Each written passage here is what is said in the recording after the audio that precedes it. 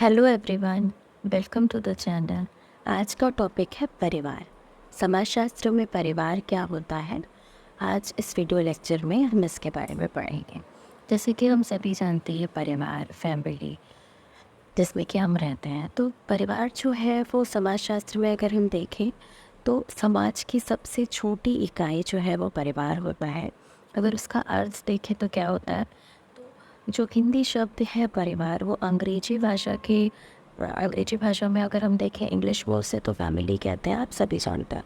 लेकिन ये जो फैमिली वर्ड है, इसकी उत्पत्ति कहाँ से हुई है? तो इसकी उत्पत्ति जो है वो लैटिन भाषा के शब्द फैमुलस से हुई है।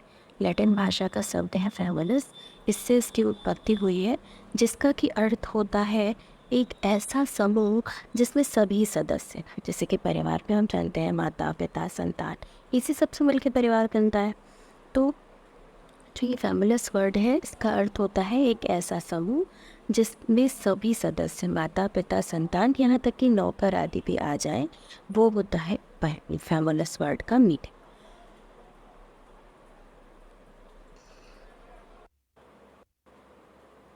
अब आता है कि समाजशास्त्रीय दृष्टि से अगर परिवार है तो क्या है।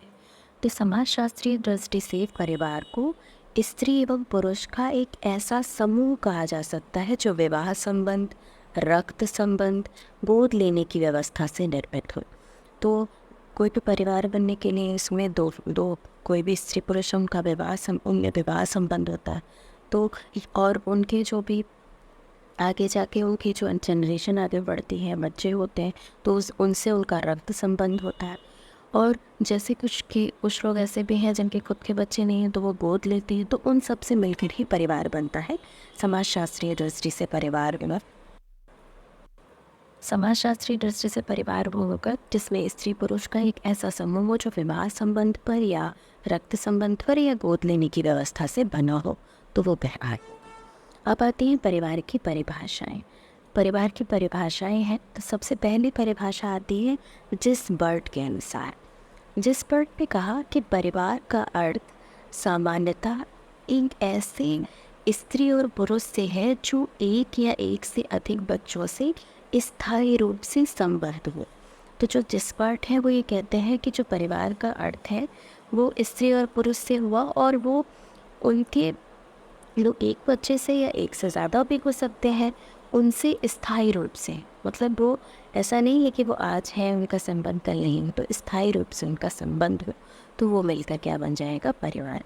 ऐसा कहते हैं हमारे जिस वर्ड। अगली परिभाषा आती है इलियट और मैरल के अनुसार। इलियट और मैरल कहते हैं कि परिवार को पति पत्नी तथा बच्चों की जैविक सामाजिक इकाई के रूप में परिभाषित किया जा सकता है। मैंने आपको पहले ही बताया कि जो हमारा समाज होता है, समाज की सबसे छोटी इकाई परिवार है। तो इन्होंने कहा कि परिवार जो है वो पति पत्नी और बच्चों की एक जैविक सामाजिक इकाई के रूप में हम परिभाषित कर सकते हैं। और परिवार एक सामाजिक संस्था है। संस्था के बारे में हम पहले ही वीडियो लेक्चर्स में पढ़ चुके हैं कि संस्था क्या होती है। अगर आपने नहीं पढ़ा है तो प्लीज़ इसे देख लीजिए ना, तो आपको ज़्यादा अच्छे से समझ आएगा कि सामाजिक संस्था क्या होती है। और एक लाइन में अगर कहना चाहें तो संस्था जो नियमों और कार्यप्रणालियों की व्यवस्था होती है। तो परिवार में भी रहने के लिए आपको कुछ नियम कानून का भी पालन करना पड़ता है। तो परिवार एक सामाजिक संस्था भी है, ये इलियट मैरल ने बताया है। और उन्होंने कहा कि समाज द्वारा मान्य एक ऐसा संगठन है जिसके द्वारा कुछ मानवीय आवश्यकताओं की पूर्ति, जो परिवार है उसको समाज द्वारा मान्यता भी मिली हुई होती है। और वो एक ऐसा संगठन है जिसके द्वारा जो एक मानव होता है, एक मनुष्य होता है, उसकी कुछ अपनी बेसिक कुछ आवश्यकताएं होती हैं, जैसे कि उसकी सेक्सुअल नीड्स वगैरह वो परिवार में रह के पूरी होती है। और उसकी कुछ भावनात्मक और साइकोलॉजिकल नीड और बहुत सारी जो जो ये छोटी छोटी बेसिक नीड्स हैं वो परिवार में रह के उसकी जो मानवीय आवश्यकताएं हैं वो पूरी होती है। ऐसा कहते हैं इलियट और मैरल। अगली परिभाषा आती है हॉबबर्न और निमकॉफ के अनुसार। हॉबबर्न और निमकॉफ कहते हैं कि परिवार जो है वो पति पत्नी की संतान रहित या संतान सहित केवल पुरुष या स्त्री की बच्चों सहित कम या अधिक स्थायी समिति है।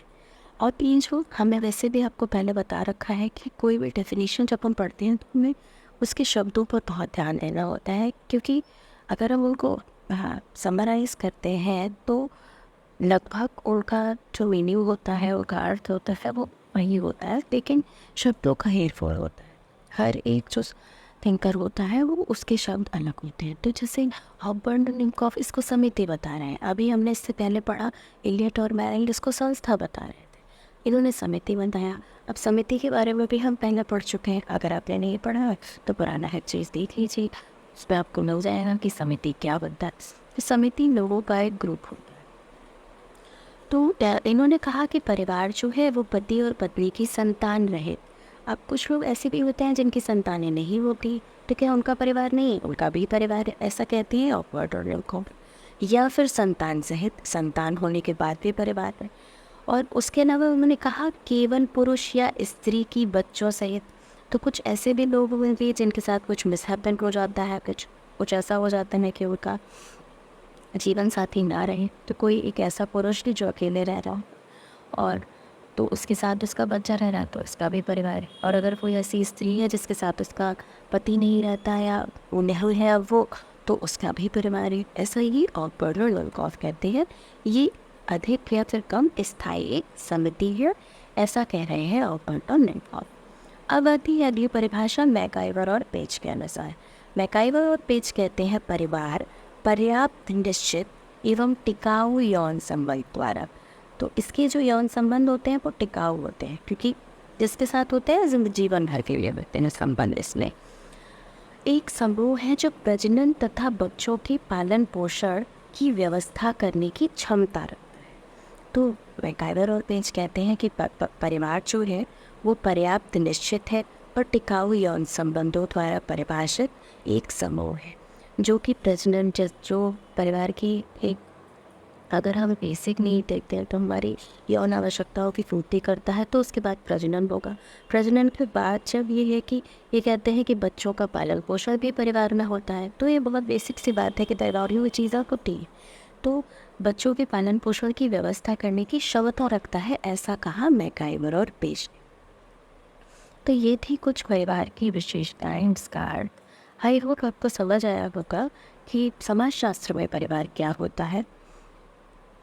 ऐसे ही और वीडियोस के लिए हमारे चैनल से जुड़े रहिए। चैनल पे पहली बार आए हैं तो चैनल को सब्सक्राइब कीजिएगा। वीडियो पसंद आया हो तो प्लीज़ लाइक कीजिएगा, अपने फ्रेंड्स के साथ शेयर कीजिएगा। और टॉपिक का अगर आपको पढ़ना है तो चैनल में प्लेलिस्ट को चेक करिएगा। उसमें आपको, अगर आप BA सेमेस्टर 1 के स्टूडेंट हैं तो उसमें आपको BA सेमेस्टर 1 नाम से प्लेलिस्ट मिल जाएगी, जिसको आप एक्सेस करके BA सेमेस्टर 1 की चीज़ें पढ़ सकते हैं। अगर आप BA सेमेस्टर 2, 3 या 4 इनके बारे में पढ़ना चाहते हैं तो उसके रिलेटेड भी आपको प्लेलिस्ट मिल जाएगी, जिसमें आप उससे रिलेटेड टॉपिक्स को पढ़ पाएंगे। सोशियोलॉजी को बेसिक से पढ़ने के लिए हमारे चैनल से जुड़े रहिए। इसमें आपको हिंदी और इंग्लिश दोनों के ही नोट्स मिल जाएंगी, लेक्चर्स मिल जाएंगे। Thank you so much for watching.